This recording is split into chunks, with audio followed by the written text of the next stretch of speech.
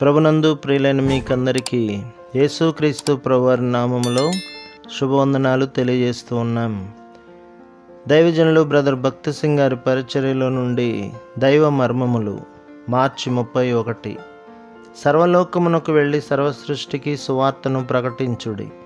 Mark సువార్త 16వ అధ్యాయం 15వ వచనం. శిష్యులు ప్రభు పరలోకమునకు ఆరోహణమైన దానికి సాక్షులైరి. వారు ఆకాశం వైపు చూచుచుండగా 2 మనుషులు వచ్చి వారితో, మీరెందుకు నిలిచి ఆకాశం వైపు చూచుచున్నారు? తిరిగి వెళ్ళి మీరేమి చూచితరో అది మనుషులతో చెప్పుడి. మీరు ప్రభువు పరలోకమునకు ఎక్కిపోవట ఎలాగూ చూచితరో మరలా ఆయన ఆ రీతిగానే వచ్చునని వారితో చెప్పుడి అని చెప్పిరి. శిష్యులను తన 2వ రాకడ కొరకు సిద్ధపరచుటకై చివరిసారి ప్రభు బేతనీకి వెళ్ళెను.